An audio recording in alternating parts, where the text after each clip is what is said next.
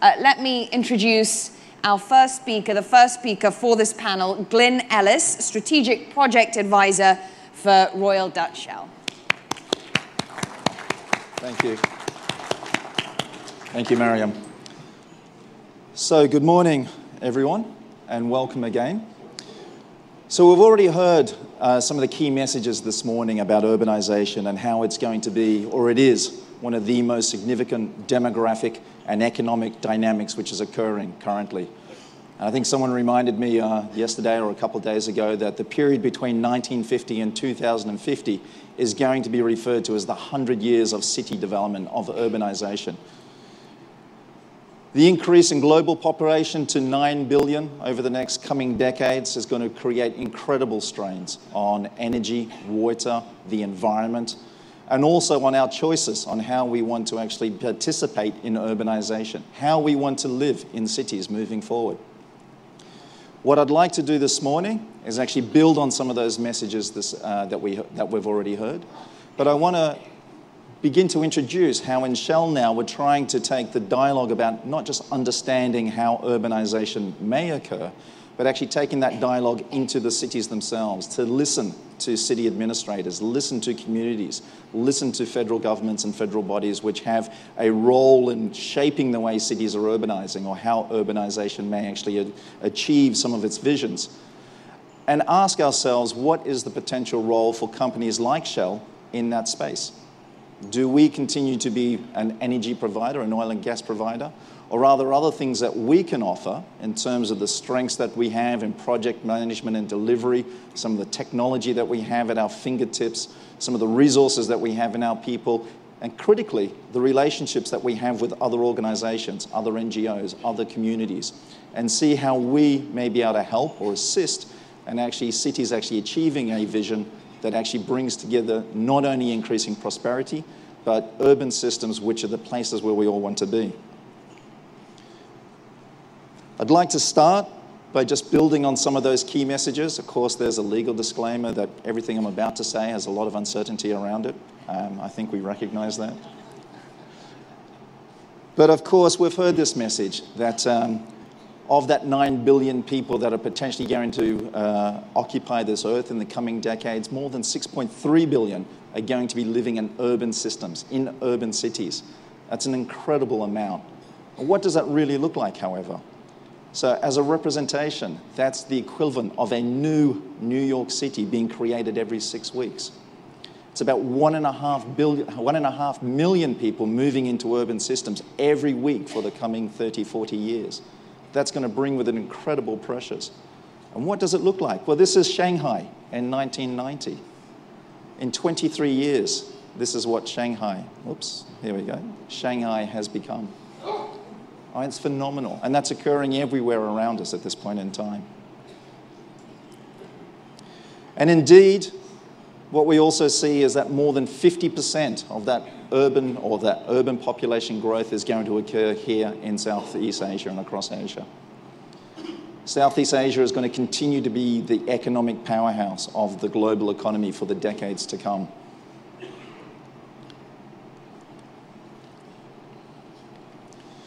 So population growth in urban systems is not only going to bring with it dynamic challenges, but it's going to have incredible impacts, not just on the demand for energy. Estimates are ranging that in the coming decades, by 2040, 2050, more than 80% of the world's energy is going to be consumed inside cities.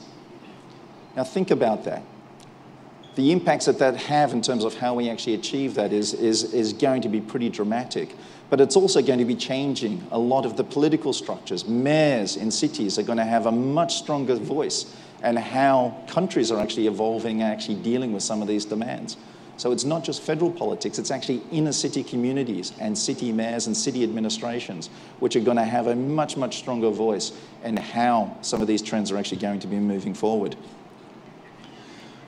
There's going to be additional challenges, as we've already heard this morning: overcrowding, pollution. Some incredible estimates on how many people live inside cities with pollution levels which are arguably not acceptable for health. The impacts that is going to have on the workforce moving forward. Congestion. I arrived in Manila on Tuesday for some business meetings. The meeting took an hour and a half. I was 6 hours sitting in the car. And I'm asking myself, is this really the most productive way that I could actually be delivering business and actually helping? And then I look outside the car window and I see most of Manila is sitting there in traffic with me. So there are real impacts in terms of the economic viability of cities if we don't get some of these processes under control. Governance, of course, in order to actually achieve well-managed, efficient cities moving forward, it requires alignment. It requires various organizations and governing bodies and communities to be able to work with each other, to be aligned on that vision moving forward. Funding and finance. These things don't come cheap. Building roads, building MRT systems, managing pollution level, managing waste. It's going to require phenomenal amounts of investment.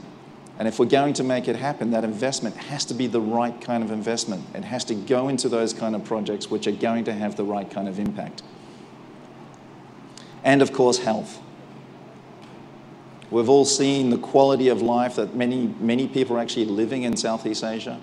Again, not only is that affecting the individual, think about the impact that it's having on the viability of those cities to actually generate and increase prosperity.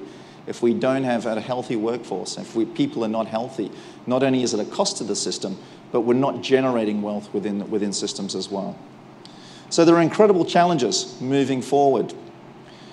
Now, last year, Shell, working with the Singapore Centre for Livable Cities, released its Newlands scenarios for the future of cities. I think you have a copy in your welcome packs.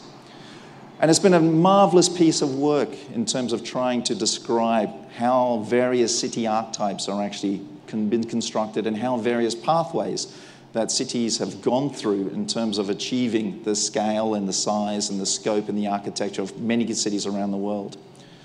And one of the things that I found most interesting coming out of that piece of work was this concept of the virtuous circle on some of the systems that cities can actually use in order to develop pathways for continuing to transition their urban systems, how they can actually move forward and actually create viable city economies.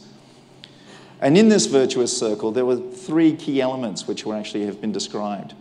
First, around having some kind of competitive advantage, and whether that's a location or access to resources, whether it's a natural resource or people and education, but having something that actually allows investment to be created. So having that opportunity, having that advantage that actually facilitates further investment into the city. And with that investment, you're then able to build capability and competence. And with competence and capability, you create environments for competition, which in turn create and generate new ideas. And those new ideas and that competitive environment creates opportunities for more investment. And so this virtuous circle continues. However, there are options or there are various ways in whether this virtuous circle can continue to survive. In Detroit, for example, in the 1960s, it had one of the highest income per capita in the United States. And then with the loss of its competitive auto industry, it actually rapidly moved into decline. We call this process trap transitions, where a city is not able to actually create an environment to allow diversity and actually new ideas to be generated. And so very quickly, things can go a little bit wrong. Now, the city doesn't want to be in this state. It doesn't need to be in this state. And there are many programs about reinvestment into Detroit which are now moving forward. It's going to be costing millions, if not billions of dollars to turn that city environment around.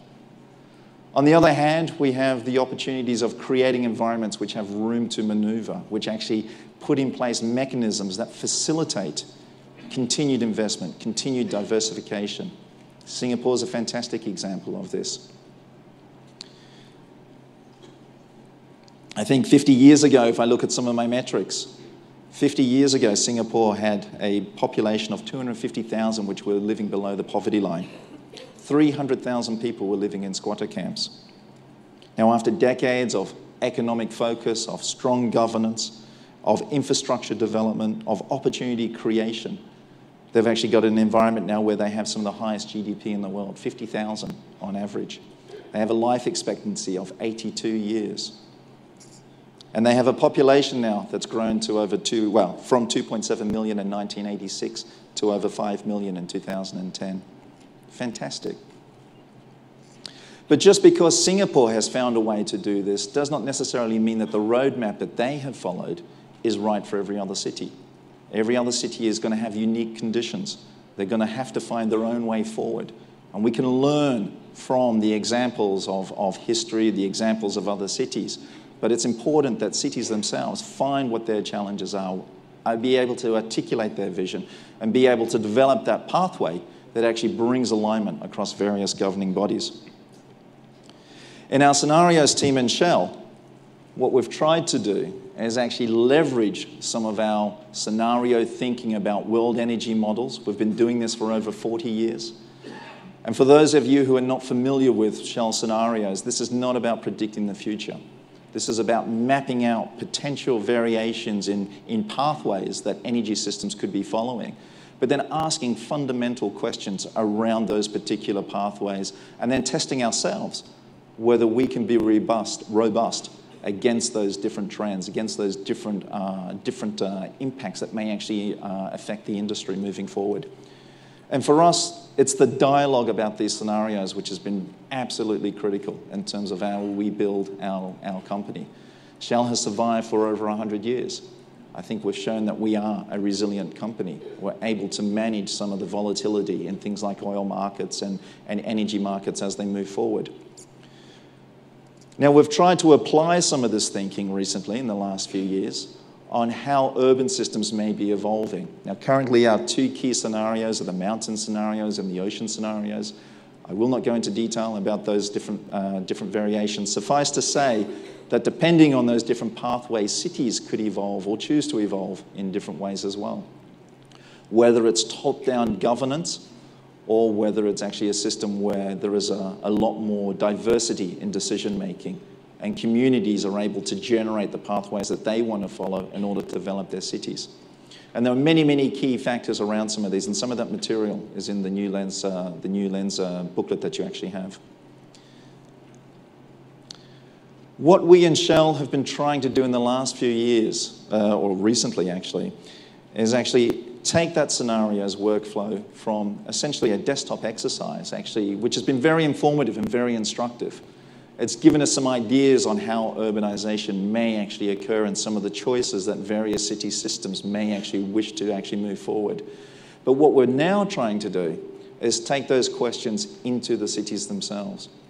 Actually ask the cities, engage with the communities, engage with the administration, and ask them how they actually articulate their vision for what they want to be in 10 years' time, or in 15 years' time, or in 20 years' time.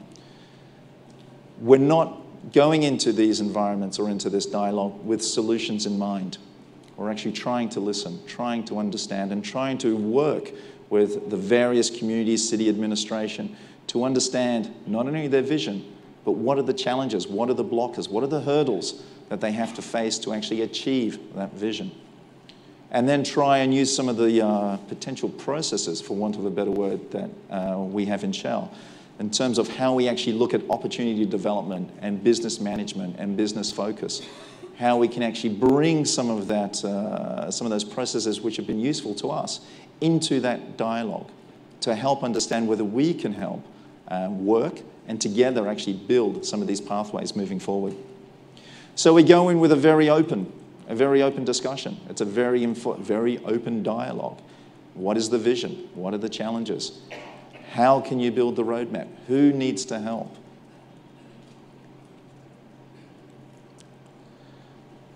As an example of some of the pathways, some of the structure that we have, again, I won't go into detail with this, but we do have a controlled process that we try and align, that we use very regularly inside the company.